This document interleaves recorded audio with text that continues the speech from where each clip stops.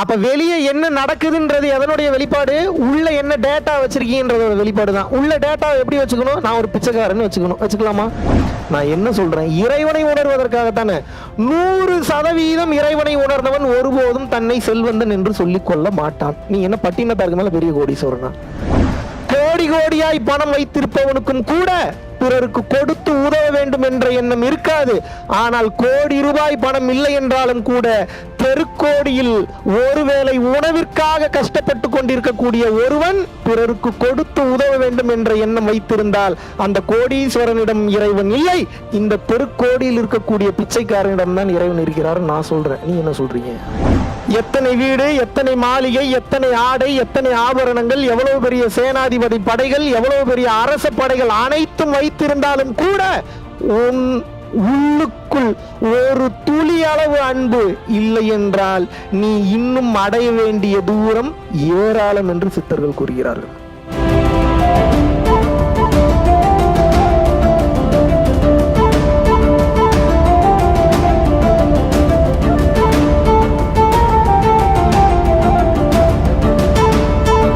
குருவே சரணம். மேம், நீங்கள் கேட்டிருந்தீங்க பயிற்சிக்கு பிறகு எங்களுக்கு எப்படி இருக்குன்னு சொல்லி ஆடியோ அனுப்ப சொல்லியிருந்தீங்க. எனக்கு எப்படி இருக்குன்னா, மனநிலையில் நிறைய மாற்றங்கள் இருக்குது. அதாவது நான் பயிற்சிக்கு முன்னாடி இருந்த மனநிலைக்கும் பயிற்சி நான் எடுத்ததுக்கு அப்புறம் இப்போ இருக்கிற மனநிலைக்கும் நிறைய வேறுபாடுகள் அது எனக்கு நல்லாவே தெரியுதுங்க. அதாவது என்னால் மாற்றிக்கவே முடியாதுன்னு நான் நினச்சிட்டு இருந்த சில பழக்க வழக்கங்கள், சில வேலைகள், அதை எல்லாமே என்னால் இப்போ அது தானாகவே மாறி இருக்கிறது என்னால் உணர முடியுது.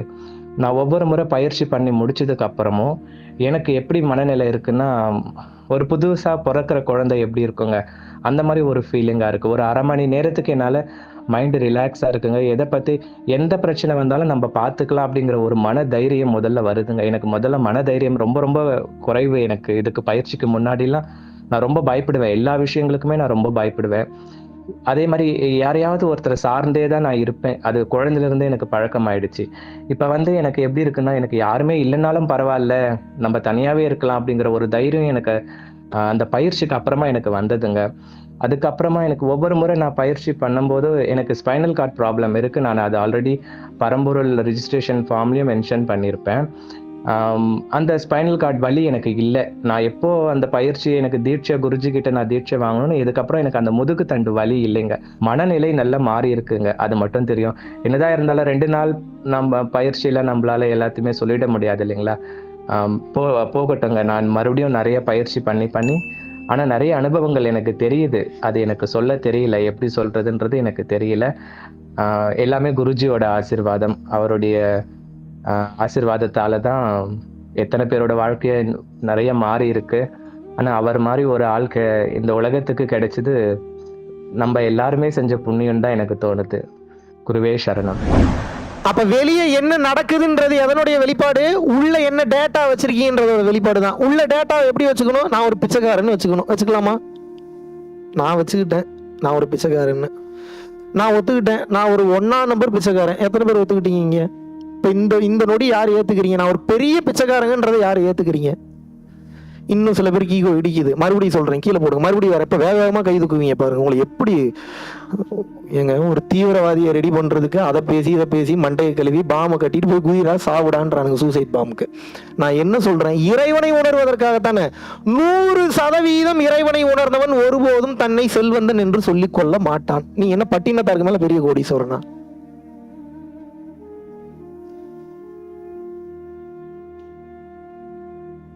எவ்வளவு வச்சிருப்பீங்க உங்க அக்கௌண்ட்ல? அதை ஏன் தம்பி கேக்குறீங்க? அதை விடுங்க, அது ஒரு சோக கதை, அதையே கேட்காதீங்க. பட்டினத்தார் என்பவர் அரசனுக்கு கடன் கொடுத்தவர். பட்டினத்தார் என்பவர் யார்? எங்க நமக்கு ஒரு பிரச்சனை அரசன்கிட்ட போவோம், அரசனுக்கு ஒரு பிரச்சனை யார்கிட்ட போயிருக்கான் பாருங்க, மாறுவாடி கிட்ட போயிருக்கான். அவர் மாறுவாடி இல்ல, அந்த வணிகம் பண்ணிட்டு இருந்தவர். பட்டினத்தார்கிட்ட போய் கடன் வாங்குவான் அந்த நாட்டை நடத்துறதுக்காக.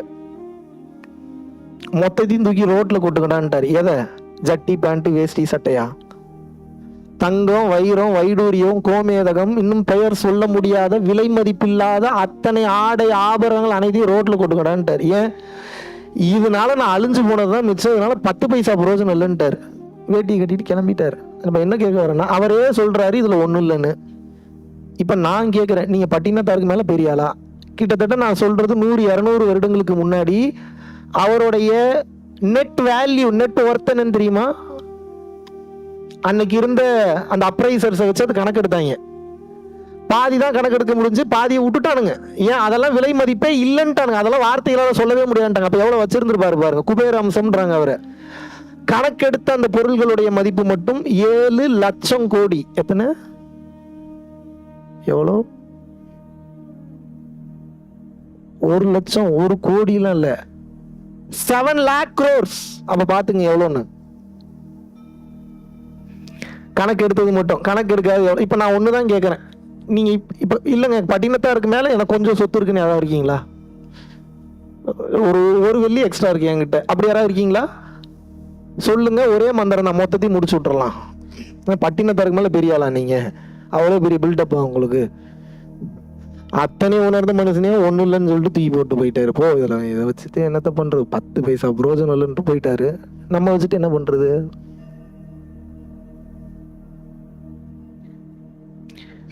எப்ப வர்றது இந்த புரிதலுக்கெல்லாம்?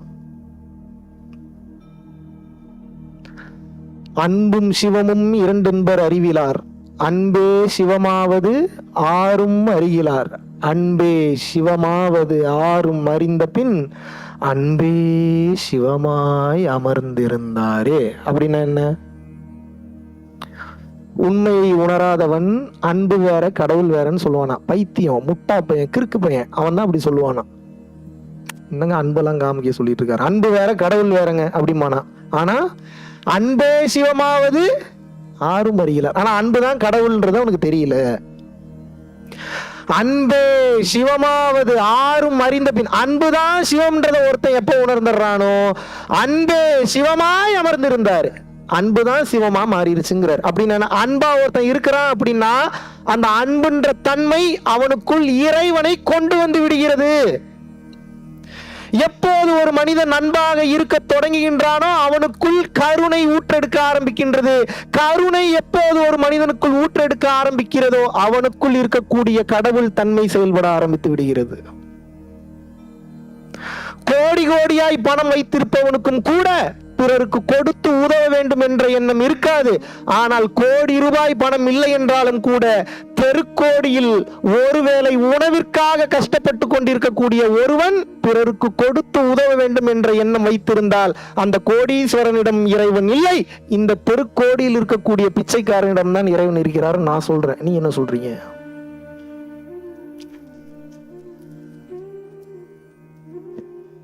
எத்தனை வீடு, எத்தனை மாளிகை, எத்தனை ஆடை, எத்தனை ஆபரணங்கள், எவ்வளவு பெரிய சேனாதிபதி படைகள், எவ்வளவு பெரிய அரச படைகள் அனைத்தும் வைத்திருந்தாலும் கூட உன் உள்ளுக்குள் ஒரு துளி அளவு அன்பு இல்லை என்றால் நீ இன்னும் அடைய வேண்டிய தூரம் ஏராளம் என்று சித்தர்கள் கூறுகிறார்கள்.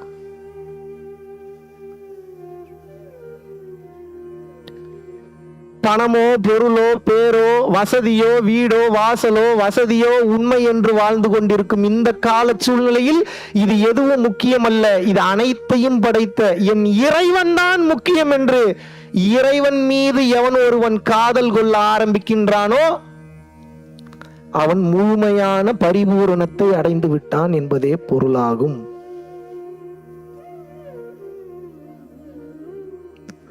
கண்ணுக்கு தெரியும் காட்சி பொருள்களில் தன் மனதை எப்போது ஒருவன் செலுத்தாமல் கண்ணுக்கு தெரியாத இறை மீது, கண்ணுக்கு தெரியாமல் உணர மட்டுமே கூடிய அந்த இறைவன் மீது எவன் ஒருவன் காதல் கொண்டு ஏங்கி தவித்து காத்து கிடக்கிறானோ அந்த ஏக்கம் அவனுக்குள் இறைவனை கொண்டு வருகிறது.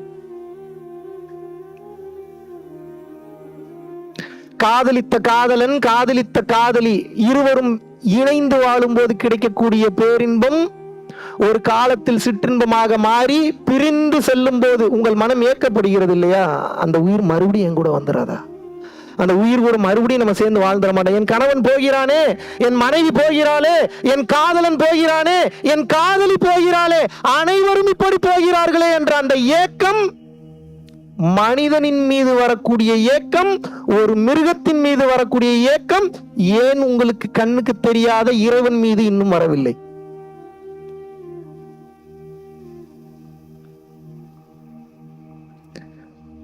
எதையோ கேட்கிறோம், கண்ட கருமாந்திரத்தெல்லாம் கேட்கிறோம். படைச்சவனை ஏன் கேட்க மாட்டோம்?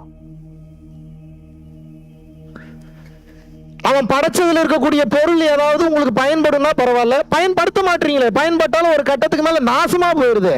அதனால எந்த பலனும் இல்லையா, அழிஞ்சு போறதுதானே மிச்சம். எத்தனை சாம்ராஜ்யங்கள் வீழ்ந்தன, எத்தனை சாம்ராஜ்யங்கள் மண்ணோடு போச்சு, எத்தனை சித்தர்கள் காணாம போயிட்டாங்க இந்த அகம்பாவம் ஈகோ வந்ததுனால. இன்னும் எத்தனை கதை நமக்கு நடக்க வேண்டும். இதை சொல்றதுக்கு ஒரு மகான் வந்துகிட்டே இருக்கணுமா? உங்களுக்கு சுய ஆராய்ச்சி கிடையாதா? யோசிக்க மாட்டீங்களா? புத்தகம் படிக்க மாட்டீங்களா? மேம்புல் மேயக்கூடிய பழக்கம் தானா? மேம்புல் மட்டும்தான் மேய்வீங்களா? உள்ளுக்குள்ள ஆழமான கருத்தை பார்க்க அப்படி என்ன பிசி, அப்படி என்ன வேலை உங்களுக்கு? வாழ்க்கையில உருப்படுற வேலையை விட்டுட்டு உருப்படாத வேலை எல்லாத்தையும் பண்ணிட்டு இருக்கோம். நாசமா போறேன்னு தெளிவா தெரியுது. ஒரு வேலை உருப்படியா பண்றது இல்ல. கல்யாணம் பண்ணவனுக்கு உண்மையா இருக்கிறது இல்ல, கல்யாணம் பண்ணவனுக்கு உண்மையா இருக்கிறது இல்ல. உண்மையான நான் எல்லா உண்மையும் சொல்றேன், கேரக்டர் அசாசினேஷன் மட்டும் கிடையாது. ஏதோ ஒன்று நினைச்சுக்கிட்டு ஏதோ ஒன்று பேசிக்கிட்டு காதல்ன்ற பேர்ல கருமாந்திரத்தை பண்ணிட்டு டார்ச்சர் பண்ணிட்டு நீங்களும் வாழாம அடுத்தவளையும் வாழ விடாம பெத்த குழந்தைக்கு உண்மையா இல்ல. இது ஒரு வாழ்க்கையா? இது ஒரு வாழ்க்கையா? நாய் கூட தான் 4 வேளை சாப்பிடுது, புலி கூட தான் 4 வேளை சாப்பிடுது. தேவைப்பட்ட இடையில வேற வந்து பாத்தீங்கன்னா இப்ப நம்மள மாதிரி அது வந்து பாத்தீங்கன்னா காஃபி டீ ஸ்நாக்ஸ் எல்லாம் சாப்பிடுறது இல்ல. நாயும் சாப்பிடுது, நம்மளும் சாப்பிடுறோம், புலியும் சாப்பிடுது, எலியும் சாப்பிடுது. நமக்கும் நாய்க்கு என்ன வித்தியாசம் கேட்கிறேன். தவறாக நினைத்துக் கொள்ளாதீர்கள். இது தவறா நினைக்கிறதுக்கு ஒண்ணு இல்லை. நான் கேட்கல அப்படின்னா மரம் போறவங்க நாளைக்கு உங்களை கேட்பான், வேணுமா அது உங்களுக்கு? அது தேவையா உங்களுக்கு? உங்ககிட்ட யாரு வந்து ஏன் பேசலன்னா பேசினா திருந்தி தொலைய மாட்டா, எதுக்கு பேசலான்ற எண்ணம் தானே தவிர பேசினால் இவன் கேட்டுக்கொள்வான்ற எண்ணம் இருந்ததுன்னா நீங்க என்ன திருந்திருப்பீங்க. ஏன் எவனையும் பேசுறதுக்கே விட மாட்டீங்களா? பயம் காட்டுறீங்களே, ஆடுறீங்க காலில் சலங்கையை கட்டிட்டு. எவன் பக்கத்துல வந்து எந்த அட்வைஸ் அங்க போ, இங்க போ, அத பேச, அத பேச, எவனைத்தான் வந்தப்ப என்னதான் பேசுறது உங்ககிட்ட?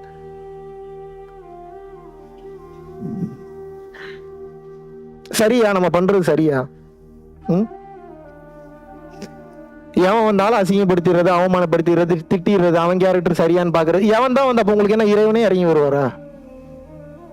இல்ல இறைவன் இறங்கி வந்தா தான் அடையாளம் கண்டுபிடிச்சிருக்கீங்களா? நீங்க அவ்வளவு பெரிய அறிவாளியா? நீங்க இறைவனை பார்த்தா தெரிஞ்சிருமா உங்களுக்கு?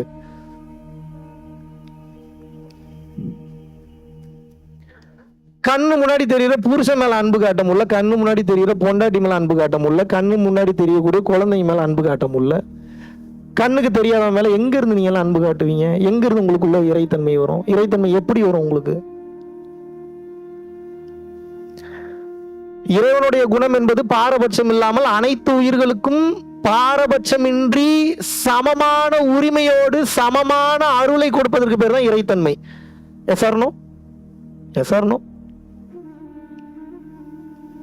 நீங்க பாரபட்சம் பார்த்து இன்னொருத்தனுக்கு உதவி பண்ணி அழகா இருக்கிறவனுக்கு மட்டும் அதிகமா சாப்பாடு போடுறீங்க, அழகு இல்லாதவனை கண்டுக்க மாட்டீங்க. நல்லா பேசுறவன்ட்ட மட்டும் டைம் ஸ்பெண்ட் பண்றீங்க, நல்லா பேசாதவன்ட்ட டைம் ஸ்பெண்ட் பண்ண மாட்டீங்க. உங்களுக்கு ஒருத்தன் ஒரு ஹெல்ப் பண்ணானா ஒரு வணக்கம் வைக்கிறீங்க, ஒரு ஹெல்ப் பண்ணலாம் மதிக்கவே மாட்டீங்க. நியாயமா அது? பார்ஷியாலிட்டி பார்க்கக்கூடிய நீங்க பார்ஷியாலிட்டி பத்தி பேசவே கூடாது. உங்களுக்கு அதுக்கு தகுதியே கிடையாது. வாயே திறக்க கூடாது. எனக்கு ஏன் இப்படி இறைவன் பண்றாரு, நான் யாருக்கு என்ன, நான் என்ன பிரிவை பார்த்தேன், நான் என்ன தப்பு பண்ணேன், இதெல்லாம் கேட்காதீங்க, தயவு செஞ்சு கேட்காதீங்க. கேட்கறதுக்கு உண்டான தகுதியெல்லாம் எப்பயோ இழந்துட்டோம். நம்ம நம்புனா வாழ்க்கை இருக்கு. யார என்னல்ல அவனை நம்புனா வாழ்க்கை இருக்கு, நம்பாதவனுக்கு வாழ்க்கை இருக்கு. ஆனா இந்த ஒரு வாழ்க்கை இல்ல, ஏகப்பட்ட வாழ்க்கை இருக்கு. அப்படின்னா என்ன? நீ ஏகப்பட்ட பிறவி எடுத்து சாவ போறீங்கன்னு அர்த்தம். இதான் நடக்கும், இதான் நடந்துட்டு இருக்கு. புத்திசாலி அலர்ட் பண்ணும்போது அலர்ட் ஆயிடுவான். புத்தி உள்ள புள்ள பொழைச்சுக்கும். இவ்வளவு தூரம் இவனுக்கு என்ன அவசியம் இருக்கு? இப்ப இதுல எவ்வளவு சம்பாரிச்சு? 100 கோடி சம்பாரிச்சிருவானா? 100 கோடி சம்பாரிச்சு இன்னொரு பில்டிங் கட்டுவானா? மலேசியால 100 பில்டிங் கட்டி எத்தனை இட்லி சாப்பிடுறது, எத்தனை தோசை சாப்பிடுறது, எத்தனை புளி சோறை தான் சாப்பிடுறது, எத்தனை லெமன் ரைஸை தான் சாப்பிடுறது? இவ்வளவு தூரம் ஒருத்தர் முன்னாடி வந்து இதுக்கு இம்பார்ட்டன்ஸ் கொடுத்து பேசுறானா ஏதோ இருக்கும் போல. சரி நம்ம புரியாது, இப்ப புரியாது உங்களுக்கு, ஏதோ புரிஞ்ச மாதிரி இருக்கும். அதுக்கப்புறம் மறுபடியும் குழம்பிடுவீங்க, எனக்கு தெரியும். ஏதாவது இதுல இருக்கும் போல. சரி கேட்போம். இவ்வளவு தூரம் திட்டுறான்ல, மானங்கட கேள்வி கேட்கறான். இந்த கேள்விக்காக நம்ம ஏதாவது பண்ணி காட்டுவோம்னு சொல்லி பண்ணி காமிச்சிட்டீங்க. 2-3 வருஷம் இந்த பயிற்சியில நிலைச்சுன்னுட்டீங்கன்னா முடிஞ்ச அவ்வளவுதான். அப்ப நீங்களே நினைச்சாலும் மாற முடியாது, இழுத்துட்டு போயிடும். பரம்பொருள் ஃபவுண்டேஷன் அப்படின்னு சொல்லிட்டு நீங்கள் யூடியூப்ல போய் டைப் பண்ணீங்கன்னா 1500 வீடியோஸ்க்கு மேலே வந்து நம்ம ரொம்ப கிளியராக மிகவும் தெளிவாக வெளிப்படையாக அனைத்து ரகசியங்களையும் வெளிப்படையாக கூறிவிட்டேன். ரொம்ப கிளியராக பேசியிருக்கேன். அந்த 24 ஹவர் சத்சங்லாம் நீங்கள் பார்த்தீங்க அப்படின்னா எல்லாத்தையுமே பேசியிருக்கேன் அந்த வீடியோஸில். சாப்பாடு இல்லாமல் தண்ணி இல்லாமல் கிளியராக கண்டினியூவாக காலையிலேருந்து நைட் வரைக்கும் பேசியிருக்கேன். நீங்கள் பார்த்தீங்கன்னா தெரியும். அதுபோக ஏகப்பட்ட வீடியோஸில் ரொம்ப ப்ராக்டிக்கலாக பல விஷயங்களை வந்து ஷேர் பண்ணியிருக்கேன். வாழ்க்கையில் ஏதாவது மாற்றத்தை நீங்கள் மாறணும் இல்லை உங்கள் லைஃப்பில் மாற்றிக்கணும்னு நீங்கள் நினச்சிங்கன்னா ஒன்று உங்கள் குழந்தைய பார்க்க வைங்க, இல்லைன்னா நீங்கள் பாருங்கள். உங்கள் குழந்தைகளுக்கு தான் யார் என்பதை உணர வைங்க. தவறான பாதையில் 100% செல்ல மாட்டார்கள். அப்படியே சென்றாலும் தவறை உணர்ந்து அழுது வருது திருந்தி மீண்டும் சரியான பாதையில் பயணிக்க ஆரம்பித்து விடுவார்கள். நன்றி, வணக்கம்.